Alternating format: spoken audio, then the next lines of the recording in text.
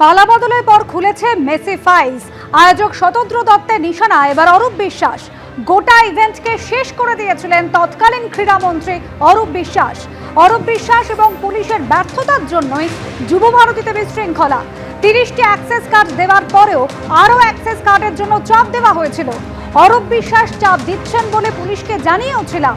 নিজের আত্মীয়কে অফিসিয়াল বানিয়ে দেওয়া হয়েছিল অ্যাক্সেস কার্ড। অরূপের অন্তর্ঘাতেই পণ্ড হয়েছে মেসির অনুষ্ঠান, অভিযোগ উদ্যোক্তা শতদ্রু দত্তের।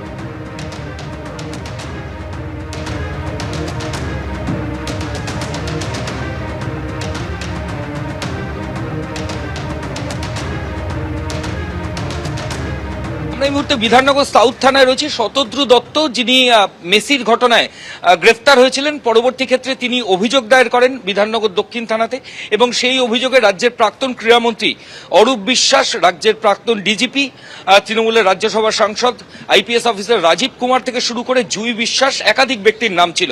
আজকে আমরা কথা বলে নেব। আপনি বেশ কয়েকজনের নামে অভিযোগ করেছিলেন, প্রথমে বলুন অরূপ বিশ্বাস কেন? অরূপ বিশ্বাসই তো প্রথম আমার ইভেন্টটাকে উনিই শেষ করেছিলেন, কেননা উনি নিজে ঢুকে, উনি লোক ঢুকিয়ে পুরো আমার ইভেন্টটা উনি এবং পুলিশের ব্যর্থতা, এই দুজন মিলেই আমার ইভেন্টটাকে শেষ করেছিলেন। পুলিশ সিপি, তারপর জয়েন্ট সিপিকে বারবার ওয়ার্নিং দেওয়ার পরেও যখন কোনো অ্যাকশন নেওয়া হলো না, তাহলে আমি সেদিনকে মাঠে ঢুকেই বুঝতে পেরেছিলাম যে তার মানে এটা উনি ওভার পাওয়ার করে দিয়েছেন। ডিজিপিকে জানিয়েছিলেন সেই? হ্যাঁ, আমি 3 দিন আগে যখন ওনার সঙ্গে গিয়ে পার্সোনালি মিটিং করেছিলাম, সেই মিটিংয়ে সিপি বিধাননগর ছিল, ADG law and order Javed Shamim ছিল। আমি সেদিনকে পরিষ্কার বলে দিয়েছিলাম যে উনি আমাকে চাপ দিচ্ছেন অ্যাক্সেস কার্ডের জন্য। আমি অ্যাক্সেস কার্ড কিছু দিয়েছি, আর আমি দেবো তো দিয়েছি। আমি ওনাকে 20-30টার মতন দিয়েছিলাম। উনি কিছু মাইনর ওনার ভাগ্নিদের, মানে ওনার ভাগ্নিদের অফিসিয়াল করে অ্যাক্সেস কার্ড বার করেছিলেন। আমি তখনই বলেছিলাম যে এইগুলো ঠিক হচ্ছে না, বাট উনি তারপর বলছিলেন আমি তোর থেকে আর পারমিশন নেবো না, কেন মাঠটা আমার। দুই বিশ্বাসের নামও দিয়েছেন, ওর নাম কেন? উনি মাঠে ঢুকেছিলেন কিসের জন্য?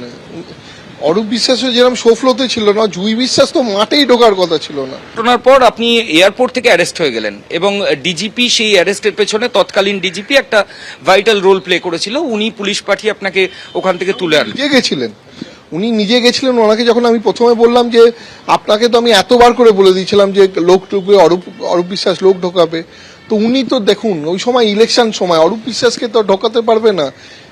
ওপর থেকে চাপ এসেছিল যে আমাকে না ঢোকালে ব্যাকলাশটা কি করে সামলানো হবে। সবার পুরো জগৎ দেখেছে অরূপ বিশ্বাস কিরম ভাবে পুরো স্যাবোটেজ করে দিয়েছে ইভেন্ট। আমি আমার দিক দিয়ে এগোচ্ছি, যদি এখান দিক না হয় এরপরে কোর্টে যাব। আর এই ভেকেশন কোর্ট, যখন ভেকেশনটা ওভার হবে তখন তো আমি এমনি সিভিল স্যুট তো করছি, পুরো মনিটারি কম্পেনসেশন একটা বড় কেস করছি, সবার নামে করছি। তো আগে ফার্স্টে দেখি ওনারা কেন ডেকেছেন, ওনারা কিছু ইনফরমেশন চেয়েছি, ইনফরমেশন দেবো। এবিপি আনন্দ, এগিয়ে থাকে, এগিয়ে রাখে।